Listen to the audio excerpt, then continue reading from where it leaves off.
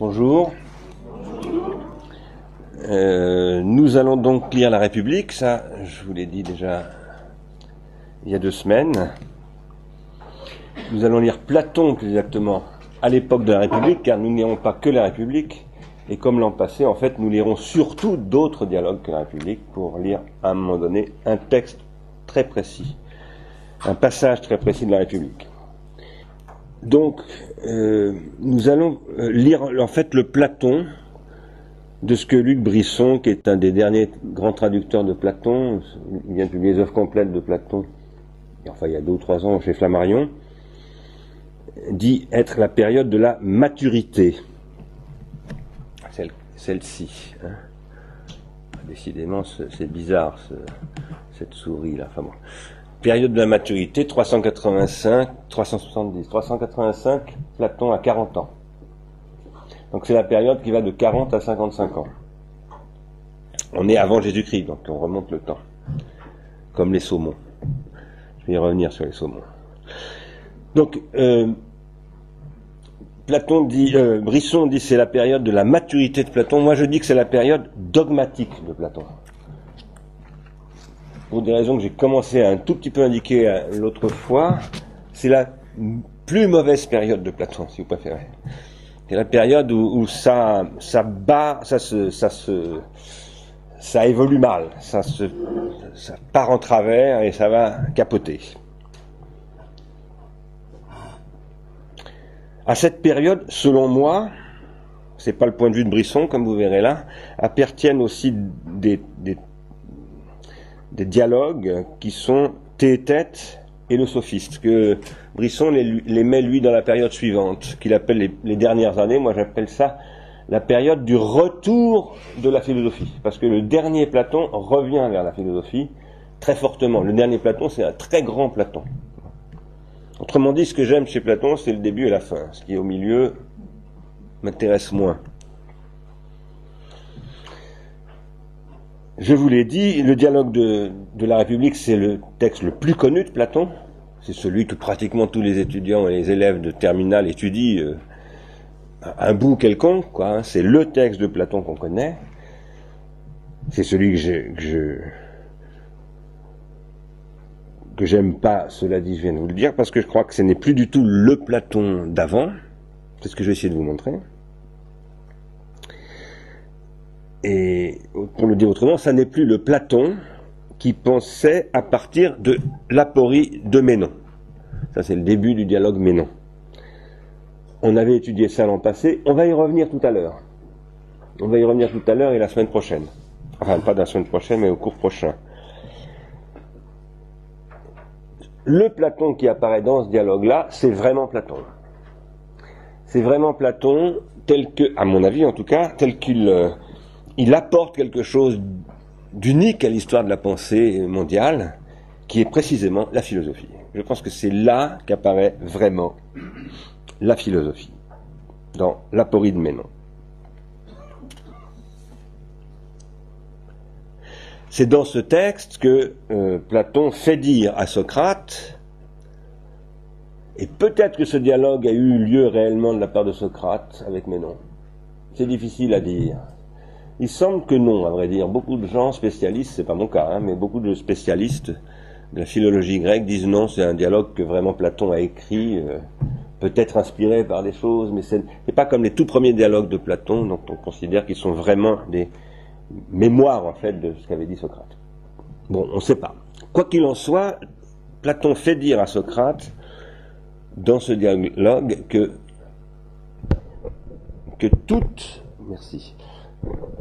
toute connaissance est une anamnèse, une réminiscence, un souvenir.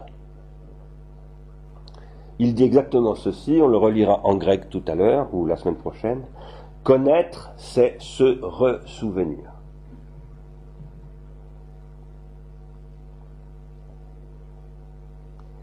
Je crois que ça, poser ça, c'est poser la question philosophique, à proprement parler. Ça ne veut pas dire forcément qu'il faut être d'accord avec ce discours. Ça peut faire l'objet de discussions infinies. On y reviendra. Mais, quoi qu'il en soit, c'est à partir de là que commence la philosophie. Alors, bien que la République abandonne, à mon avis, complètement cette thématique, et on le verra en particulier quand on lira Thé et Tête, parce que la République et Thé et Tête, ça forme un bloc, selon moi. On considère néanmoins que c'est le texte le plus important de Platon, pour une raison, je vous l'avais déjà dite, qui est que c'est là qu'est exposée l'allégorie de la caverne. Et à travers l'allégorie de la caverne, qu'on n'étudiera pas aujourd'hui, mais on y revient. Je vais vous en parler, je vous en parlerai pratiquement à chaque cours. Mais on ne l'étudiera qu'à la fin de ce cours. Parce que pour pouvoir lire ce texte-là, qui raconte l'allégorie de la caverne, il faut être beaucoup préparé. C'est comme si vous voulez, vous allez courir un marathon, et je vous conseille de commencer par faire un 3000, quoi. Si vous partez faire un marathon direct, d'abord vous finirez jamais le marathon, et puis si vous le finissez, vous ne serez pas beau à voir à la fin. Donc il faut que nous allons nous entraîner à lire ce texte. Où est exposé, donc, dans l'allégorie de la caverne, ce qu'on appelle la théorie des idées, je vous l'avais déjà dit, je répète le cours précédent, et l'ordre social que, selon Platon, cette théorie des idées devrait permettre de fonder. Ça veut dire que la République, c'est la traduction directe de la théorie de la connaissance de Platon en un ordre des lois. C'est à partir directement de la théorie des idées, pour Platon, qu'il s'agit de fonder des lois. Des lois qui doivent constituer une cité parfaite, en réalité. Je vous signale, j'y reviendrai tout à l'heure, que Platon écrit la République, on dit autour de 385. 380, disons entre 40 et 45 ans. Sachez, et ça on en est absolument sûr, qu'en 387, 2 ans plus tôt, il est parti en Sicile, chez Denis de Syracuse, et qu'il a été non seulement expulsé par Denis de Syracuse de la Sicile, mais qu'il a été vendu comme esclave. Et que, bon, il a été sauvé par un philosophe qui l'a reconnu et qui a dit, mais c'est Platon, et il l'a racheté. Mais je vais vous dire qu'il y a toute une histoire, une biographie, une réalité de la vie de Platon. Je vous dis souvent, Georges Canguilhem a fait la résistance dans le maquis du Massif central. Mais Platon aussi, il ne faisait pas de la résistance, mais il a été vendu comme esclave, il a été emprisonné, on y reviendra. Enfin bref, c'était un aventurier d'une certaine manière. Rien d'ailleurs pour que partir à Syracuse déjà, c'était toute une aventure. Bon. C'est après cette aventure, où il a failli finir esclave, qu'il écrit la République. Il est en état de choc un petit peu, à mon avis. Et c'est à partir de là qu'il veut, sur la base d'une théorie de la vérité, une théorie de la connaissance de la vérité, c'est à la base d'une théorie du logos, extrêmement formelle, qui s'appelle le réalisme des idées, il veut fonder l'ordre social. Je crois que cette ambition prescriptrice d'un ordre social par la philosophie à partir de cette théorie de la connaissance est une très grave dérive de la philosophie. Certes, on pourrait dire qu'elle est d'une certaine manière légitimée pour Platon, aux yeux de Platon, par le fait que ceux qu'on appelle les fondateurs de cités, et en particulier les 7 sages, les voici, c'est extrait de Wikipédia, et en particulier, vous voyez les 2 plus connus, qui s'appellent Thalès, le théorème de Thalès, et Solon d'Athènes, celui qui a fondé la démocratie, le voici. Ceux-là, qui étaient des géomètres, qui étaient aussi des physiologues, c'est-à-dire pas des philosophes, les philosophes n'étaient pas encore apparus, mais qui étaient des gens qui avaient un discours sur la physis, c'est-à-dire sur ce qui est, qui étaient les gens qui allaient être à l'origine de la philosophie. C'est 2 siècles avant Platon, ça, avant Socrate. Enfin, pas Solon, mais le tout premier Thalès, c'est 2 siècles avant Socrate. Ces gens-là étaient à la fois des législateurs et des géomètres, et aussi des poètes d'ailleurs. Et donc on comprend que la philosophie, inspirée par cet héritage extraordinaire, ces espèces d'arrière-grand-pères de la cité grecque, se disent, comme les fondateurs de la Grèce, qui étaient à la fois géomètres et législateurs, nous devons être à la fois philosophes et administrateurs de la cité en quelque sorte. On peut comprendre donc cette démarche, et en même temps je pense que c'est une grave dérive, et je pense qu'en aucun cas les philosophes ne doivent prescrire un ordre social, quel qu'il soit. Même si, et ça c'est compliqué à comprendre, même s'ils doivent être prescripteurs de ce que l'on appelle le droit. C'est-à-dire non pas de ce que doit être le droit, exactement, mais de ce qui doit définir ce qui est le droit, par rapport à ce qui est le fait. Les philosophes distinguent les faits et le droit. En fait, c'est comme ça, en droit, ça devrait être comme ça. La base du droit, ce qu'on appelle la constitution du droit, c'est une question philosophique. C'est pour ça qu'il y a une philosophie du droit. Mais je ne crois pas du tout que les philosophes doivent écrire le droit. Ceux qui doivent écrire le droit, ce sont les représentants du peuple, c'est-à-dire les hommes politiques, dans une démocratie ou dans une république. Par contre, les philosophes sont ceux qui doivent fournir les principes, archaïs en grec, les principes qui permettent de faire la différence entre ce qui est de fait et ce qui doit être de droit. De fait, tout le monde est violent. De droit, on ne doit pas être violent. Après, il y a des lois à mettre en œuvre pour appliquer ça, pour faire en sorte que les gens soient moins violents et plus pacifiques. Ce n'est pas les philosophes qui doivent le définir. Je vais vous dire pourquoi tout à l'heure, selon moi. Cette différence entre les questions de droit et les questions de fait, Kant les appelle en latin quid iuris et quid facti. C'est un thème central de la critique de la raison pure au XVIIIe siècle. Vous voyez, c'est une question qui, en fait, se poursuivra tout au long de l'histoire de la philosophie parce que ça fait partie, de manière élémentaire, de ce que c'est que la philosophie.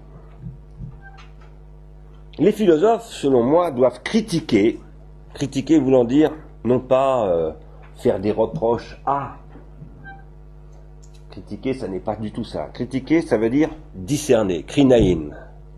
En grec, ça veut dire juger, krinaïn. Ça veut dire faire la différence, discerner, être capable de faire la différence. Entre un Picasso, par exemple, et je ne sais pas quoi, est-ce que je pourrais trouver de proche de Picasso ? Un Braque. Entre un Braque et un Picasso, pouvoir discerner, il y a des gens, tout de suite, ils disent, oh, non, c'est pas un Picasso, ça, c'est un Braque. Ils discernent, ils sont capables de juger.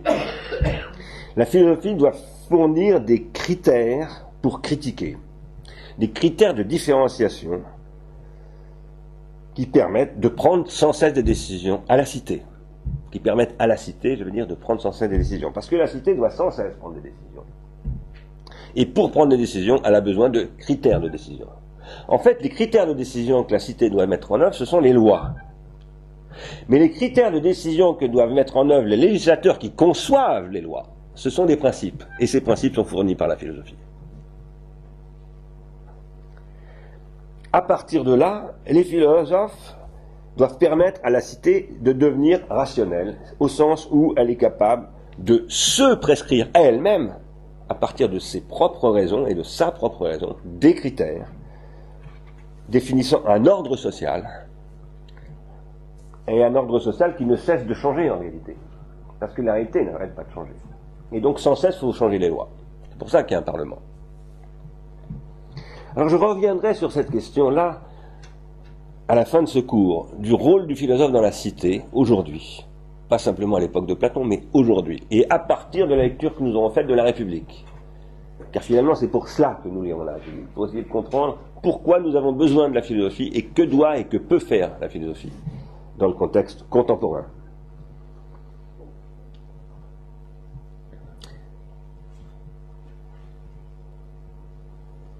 Alors, qu'est-ce qui me fait dire maintenant que la République, qui apporte sur ces questions des éléments qu'il faut connaître, qui sont essentiels, constitue un tournant négatif, un tournant décisif dans l'œuvre de Platon, mais un tournant décisivement négatif.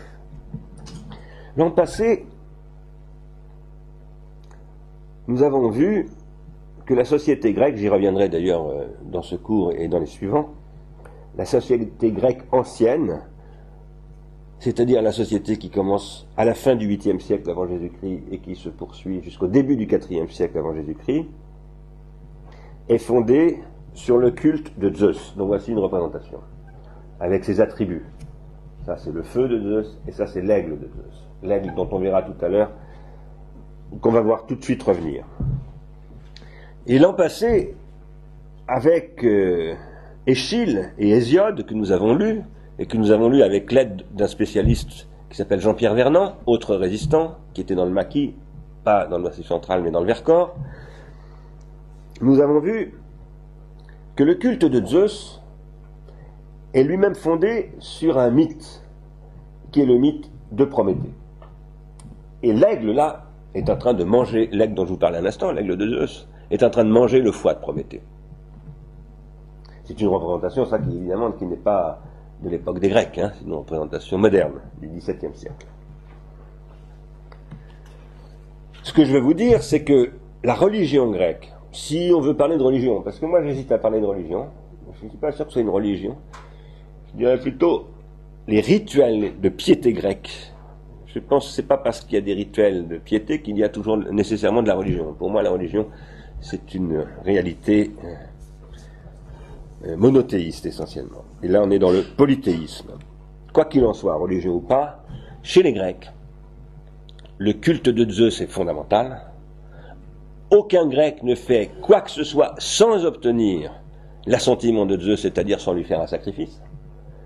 Mais ce que nous apprend Jean-Pierre Vernant, c'est que quand on voue un culte à Zeus, c'est pour signifier à Zeus qu'on se souvient que l'on vient de Prométhée, du crime de Prométhée, qui a été puni par Zeus, de ce terrible supplice de se faire manger le foie par un vautour, ou par un aigle, on dit parfois par un vautour. Ça veut dire, si vous me comprenez bien, que Prométhée, dans la société grecque, est un dieu fondamental. C'est à cause de Prométhée qu'il faut vouer un culte à Zeus.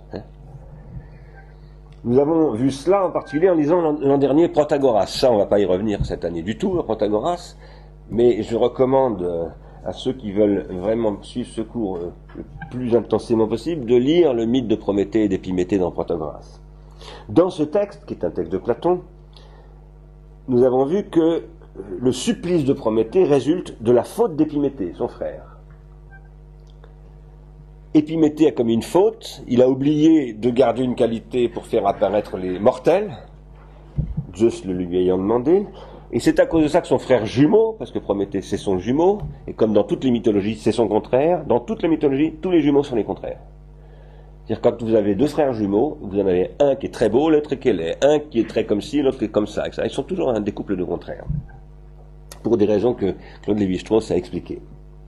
Quoi qu'il en soit, Zeus a demandé à Épiméthée de donner aux mortels qu'il fallait, à nous, autrement dit les hommes, des qualités, parce qu'il était temps que les mortels arrivent au jour. Épiméthée qui est un oublieux, voilà, ça c'est très très important. N'oubliez pas ce mot, oublieux. Ne soyez pas oublieux, ne soyez pas négligents, dit Socrate. Oublieux. L'oubli. Nous avons beaucoup parlé de l'oubli. Épiméthée, qui est un dieu, un titan, un dieu oublieux, a oublié de garder une qualité pour nous, les mortels, et du coup son frère Prométhée est obligé d'aller dans l'Olympe, c'est-à-dire chez Zeus, voler le feu. Et ça, c'est ce qui rend Zeus absolument foudrage, car le feu, c'est son attribut. Vous le voyez, le feu, il l'a dans les mains, c'est la foudre. Et donc, il va punir, autre représentation plus contemporaine encore, plus récente, du XVIIIe siècle, il va punir Prométhée, il va le condamner à se faire manger le foie chaque jour, sachant que chaque nuit le foie repousse. Donc c'est un supplice à jamais, perpétuel. Il n'y aura plus jamais de rémission pour Prométhée. Je vous fais remarquer en passant que le foie, c'est l'organe des hypochondriaques. C'est-à-dire des hommes et des femmes, on les appelle aussi les mélancoliques, qui vient de mélascolia, qui veut dire bile noire. Les Grecs considéraient que la mélancolie c'était provoquée par une maladie du foie qui produisait trop de bile, qui se prennent la tête la nuit, ils n'arrivent plus à dormir. C'est mon cas. C'est mon cas. Et c'est pas marrant. Parce qu'ils se disent, mais ça va pas, ça va pas. Alors, on a étudié ce texte l'an passé dans un cours qui était prononcé le 13 novembre, ici, en 2010, et vous pouvez aller le retrouver pour ceux qui veulent y revenir sur ce texte sur Internet. C'est donc la 4e séance de cours. Je dis ça surtout pour les étudiants qui sont là, les lycéens.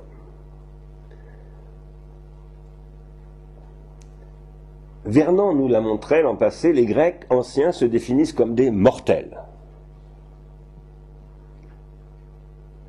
Et ces mortels sont en rapport aux immortels. Ils sont en relation avec les immortels depuis la faute d'Épiméthée et le vol de Prométhée. Autrefois, ils n'étaient pas des mortels, ils étaient eux-mêmes au banquet. C'est-à-dire qu'eux-mêmes accédaient au nectar à l'ambroisie. Je ne sais pas ce qu'ils étaient exactement, mais ils n'étaient pas encore des mortels. C'est à partir de là qu'ils sont devenus des mortels. C'est-à-dire des êtres qui sont condamnés à être techniques. C'est ça que veut dire être mortel, chez un grec. Un mortel, c'est un homme, un être condamné à la technique. Que Prométhée soit le dieu à partir duquel les Grecs vouent le culte à Zeus, à cause duquel il faut vouer un culte à Zeus, sinon Zeus se vengera, ça signifie que les Grecs vivent avant tout leur mortalité comme une technicité, comme un destin de technicien. Les mortels, ce sont ceux qui anticipent leur mort à venir. C'est pour ça qu'ils sont mélancoliques. Et pas seulement la leur, mais celle des autres. C'est ça surtout qui les rend mélancoliques. Et du coup, ils travaillent comme techniciens, parce que pour travailler, il faut une technique. Ils travaillent pour différer l'échéance de la mort, pour différer l'échéance de la fin. Et du coup, ils inventent et ils mettent en œuvre des techniques. C'est ce que raconte le mythe d'Épiméthée. C'est aussi, je vous signale, ce que raconte Sigmund Freud dans l'introduction à la psychanalyse. Passage sur le travail. Lisez-le, c'est très intéressant. Freud redécouvre tout ça à travers la psychanalyse.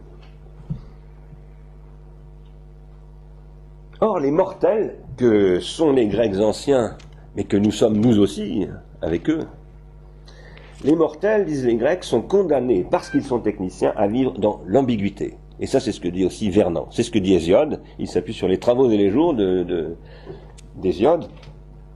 Et il dit, Vernon dit, tout ce que les mortels font de bien, selon les Grecs, selon la mythologie grecque, le théâtre grec, la philosophie grecque, etc., ça peut toujours devenir un mal.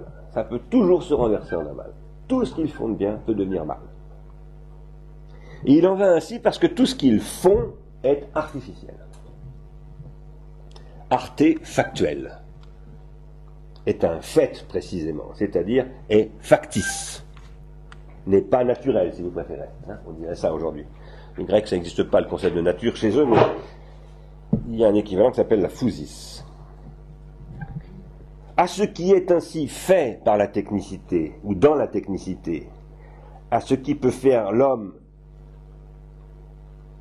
parce qu'il est technicien, à ce que peut faire l'homme, parce qu'il est technicien, il faut donc, dit également le mythe d'Épiméthée, procurer quelque chose qui dépasse cette technicité, et qui est un droit. C'est pour cela que dans le mythe de Prométhée et d'Épiméthée, après que Prométhée et Épiméthée ont constitué la technicité des mortels, eh bien Zeus envoie Hermès, le dieu qui apporte aux mortels le sentiment de la justice et de la honte, c'est-à-dire la nécessité du droit et de l'éthique. C'est à partir de ce sentiment de ce qui est juste et de ce qui ne l'est pas, de ce qui est honteux, de ce qui est honteux. Honteux, ça veut dire qui fait sortir de sa place. Se prendre pour un dieu, par exemple, c'est honteux. Ou encore se comporter comme une bête, c'est honteux. Il faut savoir là où on est. Quand on est mortel, il ne faut jamais se prendre pour un dieu. Il ne faut jamais se laisser aller être une bête. On est entre les deux. Et pour ça, il faut savoir faire une différence entre le fait et le droit. Il faut avoir le sens de la justice et le sens de la honte pour être capable de faire la différence entre le fait et le droit. Et à partir de là, il faut être capable de discerner, d'opérer des différences fondamentales. Voici ce que dit le mythe de Prométhée et d'Épiméthée. C'est cela. C'est sur la base de cette technicité qu'il faut cette capacité à faire cette différence pour dépasser cette technicité et pour essayer de faire en sorte que cette technicité ne devienne pas un mal. Alors ça nous ramène à ce que je disais tout à l'heure de la philosophie, qui doit apprendre à faire la différence entre le fait et le droit. D'accord ? Le problème, c'est que la philosophie qui est fondée par Platon, parce que la philosophie, ça commence avec Platon, ou avec Socrate, si vous préférez, mais comme Socrate n'est rien que ce qu'en dit Platon, on peut difficilement les séparer. Eh bien, Platon va chercher, lui, à fonder le droit en oubliant cette technicité des mortels. Parce que Platon va essayer de fonder le droit en affirmant que l'âme est immortelle. C'est-à-dire qu'elle fait partie de la sphère quasiment des dieux, et que c'est le corps qui est mortel. Et ça, vous le voyez bien, ça prépare quelque chose qui s'appelle le monothéisme, et en particulier le christianisme. On y reviendra. L'an passé, j'ai soutenu que les Grecs en général, et la Grèce où surgit Socrate encore, vivent dans cette culture d'une ambiguïté originelle et prométhéenne, qui est la base de toute leur pratique. Et ça, si vous avez étudié un tout petit peu la Grèce jusqu'au 5e siècle, quels que soient les auteurs que vous lirez, vous aurez la confirmation de ce fait. Vernon n'a fait que clarifier une chose qui est évidente quand on connaît un peu la Grèce ancienne. Cette ambiguïté qui est inhérente à la forme de vie humaine, parce que la forme de vie humaine, c'est ce que Georges Canguilhem appelle la vie technique, c'est-à-dire une vie qui est toujours dépendante d'une technique, si élémentaire qu'elle puisse être, silex taillé, etc. Harpon ou hameçon pour attraper des poissons. Cette ambiguïté, c'est ce à quoi, parce que Socrate et Platon vont en parler, c'est ce à quoi Socrate et Platon vont donner le nom de pharmakon. Le pharmakon, c'est-à-dire le poison qui est le remède et le remède qui est le poison. Le pharmakon qui veut dire, au sens strict au départ, la drogue, c'est-à-dire le médicament, si vous préférez. Hein. Drogue au sens où avant les médicaments on appelait ça des drogues. Maintenant on ne l'appelle pas comme ça parce qu'il y a du trafic de drogue. Donc on a distingué la drogue du médicament, mais autrefois il y avait l'opium, c'était une drogue au sens d'un médicament.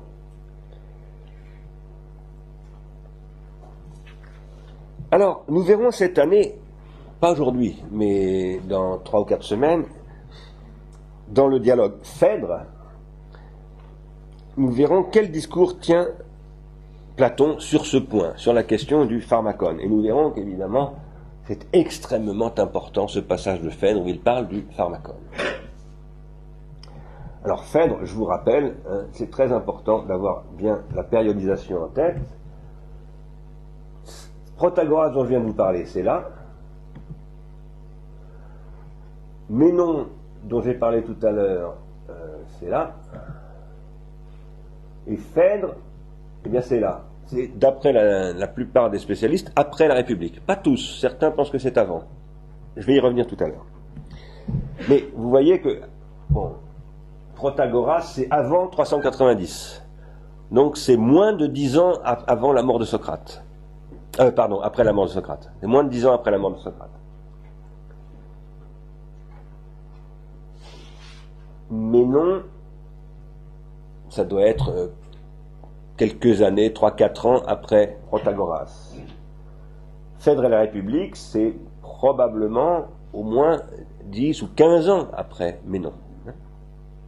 Donc il y a du temps qui se passe là, et pendant ce temps, Platon se transforme. Les idées de Platon évoluent. C'est cette évolution qu'on va essayer de comprendre. Elle est très difficile à comprendre. Je tiens à vous dire une chose, c'est que très souvent, les profs de philosophie, y compris les meilleurs spécialistes de Platon, posent que Platon a une pensée, qui est la même du début à la fin. C'est totalement absurde. C'est absolument faux. Il suffit de le lire, de lire les dialogues. Il ne dit absolument plus les mêmes choses. Mais la plupart des profs, y compris les grands spécialistes de Platon, n'en font pas un problème. C'est-à-dire qu'ils ont l'air de dire, si, il dit la même chose, c'est nous qui ne comprenons pas bien. Mais non, il se transforme, bien entendu. Et c'est cette transformation que nous allons étudier. Mais c'est compliqué à suivre. Alors, Vernon montre que dans la Grèce que l'on dit tragique pour la raison qui est que les mortels, tragique ça veut dire en rapport à la mort, hein, nous les hommes sont dans une situation pharmacologique irréductible, situation pharmacologique au sens où toute technique est un pharmacone, et que donc que nous sommes dans une situation où irréductiblement tout ce que nous faisons de bien peut devenir mal. C'est dur, hein, comme point de vue, c'est un peu terrible, hein. Il y a de quoi devenir mélancolique. Ça veut dire que sans cesse nous produisons des artefacts pour améliorer notre sort. Il y a des problèmes. Par exemple, on dit il va y avoir le réchauffement climatique, hop, équipons-nous de systèmes de refroidissement. Si nous atteignions 40 degrés tous les ans à Épineuil, bon, on va mettre des systèmes de climatisation. Ben oui, mais on va aggraver le réchauffement climatique si on met des systèmes de climatisation. En réalité, d'une façon générale, nous avons des besoins. Pour améliorer notre sort et pour satisfaire ces besoins, nous mettons au point des techniques. Mais en général, ces techniques créent de nouveaux problèmes, qui engendrent de nouveaux besoins, qui eux-mêmes engendrent de nouveaux problèmes. Et tout ça, eh bien, en 1970, un couple de chercheurs du MIT, qui s'appelle monsieur et madame Meadows, tiens, ah oui, on n'était plus là, rédige le rapport Meadows, qui s'appelle aussi The Limits of the Growth, ça veut dire, on l'a traduit en français par Halte à la croissance, et qui montre à travers des courbes que le développement de la technique, qui est devenu entre-temps de la technologie au niveau planétaire, a atteint un tel niveau que les gros problèmes maintenant vont arriver. Les gros problèmes vont se multiplier parce que tous les bienfaits de la technique vont commencer à apparaître sous leur mauvais jour. Ils vont engendrer des renversements de tendance. Alors vous voyez, ils en décrivent un certain nombre là au niveau ici au niveau de la démographie, ici au niveau de la consommation, ici au niveau de la santé, etc. Mais il y a des dizaines et des dizaines de tableaux comme ça dans ce rapport, que vous trouverez sur Internet, il est public. Et il y a donc 40 et quelques années, on nous a dit, mais au MIT, qui est un des grands centres de recherche des États-Unis, les plus connus, les plus spécialisés dans la technologie, on nous a dit, mais ça ne pourra pas continuer. On a dit, mais non, c'est n'importe quoi. Et ce rapport disait, mais la technique, à un moment donné, portée à sa limite, se renverse et peut produire des catastrophes. Voilà, ça c'est l'irradiation du Japon. Dans cette situation pharmacologique, je soutiens que le rôle de la philosophie, aujourd'hui en particulier, est d'élaborer une critique pharmacologique, c'est-à-dire un discernement en droit et en fait de ce qui est possible, positivement et négativement, c'est-à-dire ce qui est possible qu'il faut faire, et ce qui est possible négativement, c'est-à-dire ce qu'il ne faut pas faire pour éviter ce qui est négatif, à travers ce que j'appelle une pharmacologie générale, qui elle-même est basée, je peux en parler ici, sur une démarche scientifique que j'appelle l'organologie générale. Cette pharmacologie générale, c'est une philosophie qui analyse les conditions dans lesquelles nous, les mortels, les êtres pharmacologiques, c'est-à-dire techniciens, et qui ne peuvent pas se passer de la technique. Parce qu'il y a bien entendu les rabassonnades qui pourront vous amener à vous dire on va retourner... bon, ça non, ça c'est du blabla, pas sérieux du tout. Nous ne pouvons pas nous passer, maintenant que nous sommes 7 milliards en particulier sur cette planète, et bientôt 9 milliards. Nous ne pouvons pas nous passer des artefacts, y compris industriels. Arrêtons de raconter des histoires. Par contre, nous devons inventer une façon de prendre soin du pharmacone. Prendre soin du pharmacone, c'est-à-dire de son caractère à la fois dangereux et bénéfique. Et ça, c'est déjà l'objet du discours d'Hésiode, du discours sur le feu qui, en Grèce, est le symbole de la technique. Ça représente, c'est aussi une représentation tardive, bien entendu, moderne, ça représente Héphaïstos, le dieu forgeron, qui est le dieu de la technique chez les Grecs. Le dieu de la technique, pas Prométhée qui a volé la technique, mais le dieu technicien. Héphaïstos, c'est le forgeron qui détient le feu. Et le feu, je répète des choses qu'on avait examinées en passé, qui constitue ici la forge d'Héphaïstos, c'est-à-dire le pouvoir d'Héphaïstos, le pouvoir technique chez les dieux, eh bien, il est aussi la condition de constitution du foyer, dont voici la déesse, Hestia. Hestia, c'est celle qui sait entretenir le feu, qui sait allumer le feu, qui sait le faire bien chauffer, tout en l'empêchant de sortir de l'âtre. Parce que le feu peut sortir de l'âtre, et le feu peut mettre le feu. Et Fukushima, c'est une espèce de gigantesque feu. Nous devons, nous, aujourd'hui, revenir aux sources de cette pensée grecque, que je dis pharmacologique, que d'habitude on dit tragique,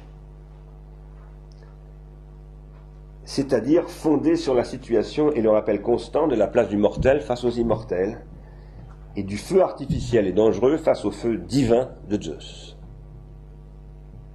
Nous devons y revenir en sorte de développer une pharmacologie positive, qui viennent contrecarrer les effets toxiques de la pharmacologie. Une pharmacologie positive, c'est-à-dire qu'est-ce qu'on doit faire avec le pharmacone. Non pas rejeter le pharmacone, on ne peut pas de toute façon. Qu'est-ce qu'on fait avec? Quelles sont les thérapeutiques qu'on peut mettre en œuvre avec le médicament? Les thérapéias. Mais il faut que nous sachions qu'on ne peut jamais réduire les dangers du pharmacone. Ça, c'est très important. La toxicité du pharmacone accompagne le caractère bénéfique du pharmacone comme le revers de cette médaille. Toujours, la toxicité est derrière. Ceux qui prennent des médicaments savent bien qu'ils ont toujours des effets secondaires. Mais en fait, toute technique est une sorte de médicament de ce genre. C'est sur la base de cette pharmacologie, entendue comme une pharmacologie donc à la fois positive et négative, critiquant les effets toxiques et célébrant ou encourageant les effets positifs, que la politeia, ce qui veut dire, quand on traduit en français, la République, comme organisation sociale fondée sur le débat, parce que c'est ça la politeia, c'est une communauté humaine où ceux qui font partie de cette communauté débattent entre eux de ce qu'ils doivent faire. C'est pas un prêtre roi, c'est pas un tyran, c'est pas un pharaon ou un sorcier qui décide, c'est le groupe qui discute, qui prend des décisions en mettant en œuvre des critères de discussion qui sont la vérité, la raison, le principe de contradiction, etc., etc. Et ça commence précisément avec la police grecque, c'est-à-dire la politeia qui apparaît au cours du 7e siècle avant Jésus-Christ, par la mise en public des lois à travers l'écriture. Vous vous souvenez de ça? On a vu ça il y a 2 semaines. C'est à partir de cette pharmacologie, je soutiens donc que la philosophie peut fournir à la cité des propositions pour que cette cité, à travers ses capacités de décision politique et ses propres débats, et à travers les critères que la philosophie lui propose, définisse des systèmes sociaux qui sont des thérapeutiques en fait. Chaque système social est une thérapeutique qui permet de prendre soin du pharmacone pour entretenir le feu et en même temps pour s'en protéger contre l'incendie. Il faut l'entretenir, ce feu, on en a besoin, mais il faut faire attention qu'il ne mette pas le feu au tapis, à la maison, etc. Ces systèmes sociaux, qu'on appelle l'éducation, l'école, la langue, etc., j'y reviendrai tout à l'heure, et qui font les sociétés humaines n'arrêtent pas de se transformer. Le droit, par exemple, se transforme tout le temps, je le disais tout à l'heure. Le droit d'aujourd'hui n'est pas celui de Napoléon, qui n'est pas celui des Romains, qui n'est pas celui des Grecs. Et le droit français, en 2015, ne sera pas le droit français de 2011. Parce que le droit est sans cesse en train de se transformer. En fonction de quoi? De l'évolution des pharmacas. En fonction de l'évolution des nouveaux problèmes que pose la technique. Parce que si on fait des lois toujours nouvelles, par exemple un jour on dit pour conduire une voiture, il faut un permis de conduire, etc. Quand on a une voiture, il faut une carte grise. Si les gendarmes vous arrêtent, ils vous demandent la carte grise, vous pouvez mettre 11 € d'amende, qu'ils ne m'ont pas mis cette nuit, parce qu'ils m'ont arrêté. Et nous étions avec Jean-Pierre, on dit « Ah, formidable, un gendarme qui ne nous donne pas, il nous a dit à l'heure partir. » Ça fait longtemps que ça ne m'était pas arrivé. Ces systèmes qui n'arrêtent pas de se transformer, les systèmes sociaux, sont des thérapeutiques du pharmacone.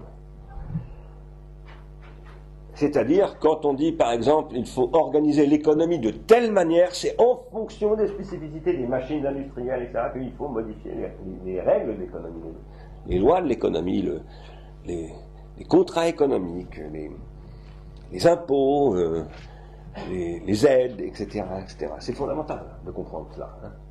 Quand un État a une politique industrielle qui dit on va aider telle industrie dans tel domaine, etc., c'est parce qu'on pense qu'il faut développer ce pharmacone. Et quand on va dire ça c'est devenu très dangereux, la taxe carbone par exemple, il faut mettre une taxe sur le carbone parce que c'est en train de produire des problèmes anti-économiques, etc. Et bien ça c'est l'enjeu de la République, de définir ces systèmes sociaux. Vous comprenez bien ce que je suis en train de dire. Dans la République, Platon va poser un certain nombre de critères pour prendre des décisions, mais il va lui-même les prendre, ces décisions. Il ne va pas dire il faut que la cité prenne ces décisions-là, il va dire non, je les prends. C'est-à-dire, je dis voilà comment il faut élever les enfants. Voilà comment il faut régir les rapports entre les hommes et les femmes. Voilà comment il faut organiser le travail, etc., etc. Et ça, on va voir que c'est lié fondamentalement à un changement de compréhension de ce que Heidegger appelle la doctrine de la vérité de Platon. Heidegger, un philosophe allemand dont je vais vous reparler tout de suite. Je l'avais déjà dit dans le cours précédent, la notion de la vérité chez Platon va se transformer dans la République. Elle va prendre un sens nouveau. Donc la politeia, c'est-à-dire la République, hein, en grec c'est peripoliteias ou politeia, il y a deux titres, se présente chez Platon, enfin, cette œuvre de Platon se présente comme une prescription d'un ordre social à travers les organisations sociales, une définition des organisations sociales. Il définit toutes ces organisations, il décrit comment doit fonctionner la cité en totalité. Et cette prescription est élaborée par Platon à partir d'une doctrine de la vérité qui fonde elle-même une doctrine de la justice. C'est pour ça aussi que ce dialogue est sous-titré Péridikès, c'est-à-dire de la justice. La justice, pour Platon, c'est ici, dans la République, hein, la concrétisation du vrai dans l'ordre social. C'est-à-dire que c'est la traduction dans l'ordre social de ce qui est vrai en géométrie, par exemple.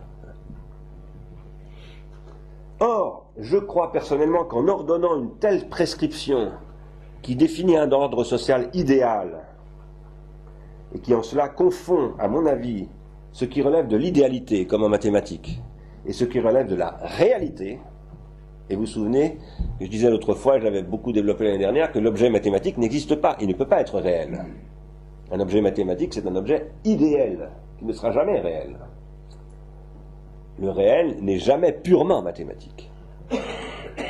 Eh bien, je crois que, à travers cette confusion entre l'idée et la réalité, c'est ce qu'on appelle le réalisme des idées de Platon. Platon est en train de préparer un tour de la philosophie qui aura des conséquences catastrophiques dans l'histoire de l'Occident.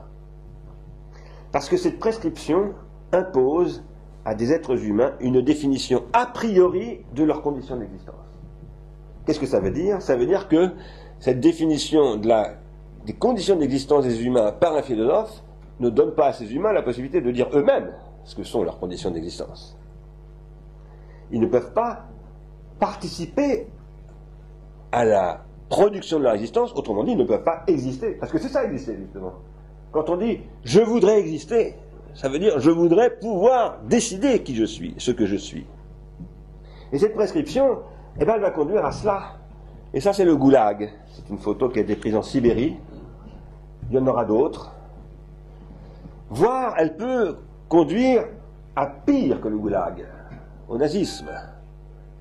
Et sur cette photo, voyez-vous, ici, il y a un homme qui s'appelle, est-ce que quelqu'un sait qui c'est? Quelqu'un l'a reconnu? Heidegger.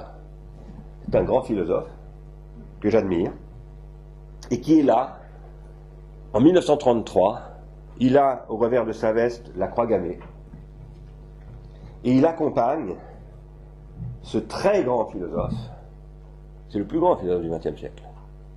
Il accompagne, pas très longtemps, hein, moins d'un an, mais pendant quelques mois, il est membre du Parti national-socialiste, et non seulement cela, il est nommé par Hitler recteur de l'université de Francfort.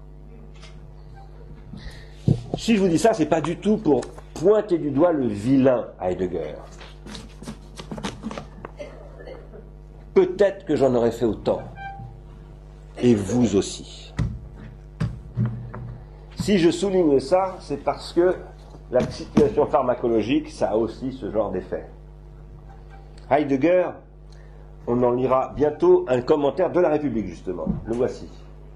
Dans un livre Question 2, dans un texte qui est publié dans un livre qui s'appelle Question 2, ce texte, Heidegger l'a écrit en 1940.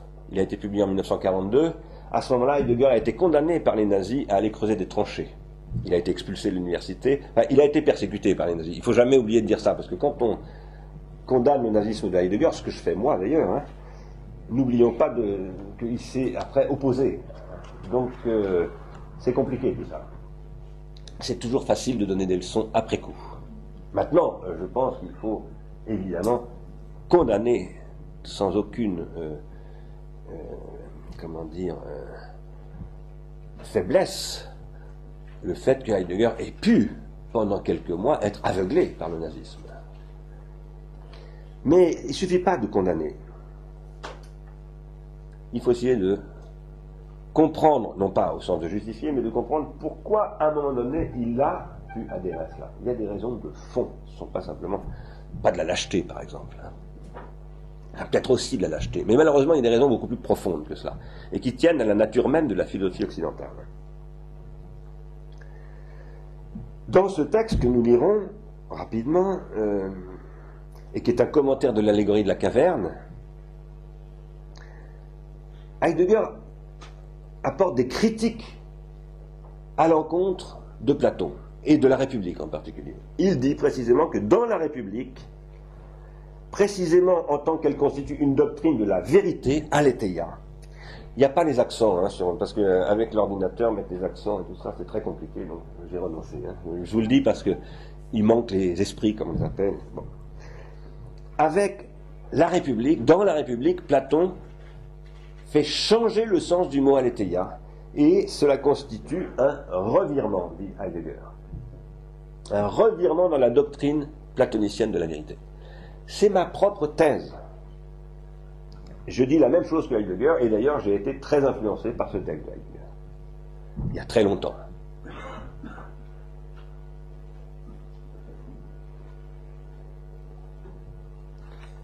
Évidemment, je dis moi que le revirement du sens de la vérité chez Platon est à l'origine du fait que Platon veut prescrire un ordre social qui mène au nazisme. Et je m'appuie sur Heidegger qui lui-même va soutenir le nazisme. Vous voyez que il ne suffit pas d'avoir compris qu'il y a un revirement dans la République pour échapper au nazisme. Hein? Mais il n'y a pas que Heidegger qui a soutenu le nazisme. 89% des Allemands ont abouti à cela. Ça c'est Hitler après son plébiscite, 1934. 89% des Allemands. Il faut toujours le rappeler, non pas pour condamner les Allemands, mais pour se souvenir que voilà, l'histoire, il faut la relire. Il faut avoir les yeux en face des trous.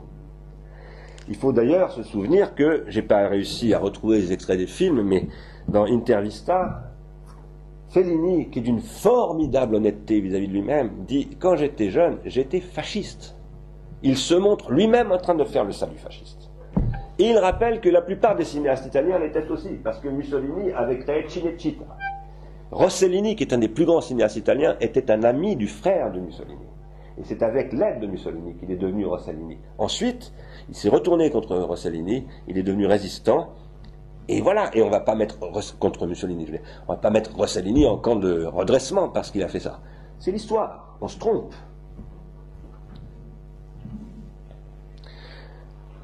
Nous sommes en train de lire la République qui mène aussi à ce genre de choses.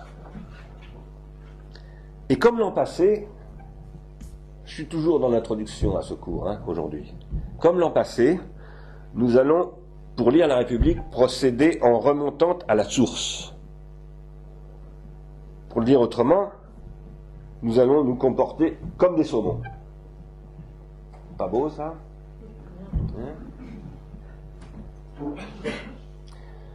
Nous allons remonter à la source ou aux sources, parce qu'il y a parfois des sources. Aux sources du problème qui se pose avec la République. Si, à un moment donné, Platon déraille avec la République, c'est mon point de vue, il y a des raisons. Et si nous devons comprendre pourquoi Platon déraille avec la République et remonter aux sources, c'est parce que notre problème, c'est que nous vivons dans une République qui procède de ce qui s'est produit dans la République de Platon. Nous devons comprendre donc tout cela. Notre République à nous, celle de la France, qui est encore une République. Est-ce que c'est une démocratie? J'en doute, mais c'est encore une République. Il n'y a aucun doute. Va mal, extrêmement mal. République, ça ne veut pas dire, je vous l'avais dit l'autre fois, République française au sens où on a coupé la tête du roi et enfin on vit en République. Non, je prends le mot République au sens où chez Emmanuel Kant, dans ce livre, il l'explique en détail, une République c'est un espace politique où il y a des égaux. Et ça n'est pas le tyran qui prend la décision tout seul, mais qui consulte, et c'est donc pas un tyran, ça peut être un monarque, mais ce monarque ne décide pas tout seul, c'est un collectif qui peut être une aristocratie, voire une démocratie. Et Kant dit, là il le dit à son roi de Prusse, non, je ne suis pas en train de dire que ça doit être nécessairement une démocratie. C'est-à-dire, je ne suis pas contre vous, monsieur le chef de la monarchie et de la noblesse. Alors, je vous disais, nous allons essayer de comprendre ce que c'est que le problème de la République. Et nous soutenons qu'il commence avec Platon, et moi je soutiens qu'il se repose aujourd'hui dans des termes nouveaux, mais que nous devons, pour élucider le mal-être de notre République contemporaine, nous devons remonter à la source de l'idée de la République même qui est fondée dans ce texte de Platon, Politeia. Nous allons procéder comme des saumons, nous allons remonter vers les sources, Platon en tant que source, et les sources de Platon lui-même. Mais j'avais dit aussi, vous vous souvenez peut-être l'an passé, que pour se comporter en saumon, il faut être capable de se comporter en poisson volant. Qu'est-ce que ça veut dire? Nous allons remonter à la source, mais il faut qu'à un moment donné, nous soyons aussi capables de sortir de l'eau. Nous devons pouvoir sortir du milieu dans lequel nous vivons. C'est ça, pour moi, la philosophie.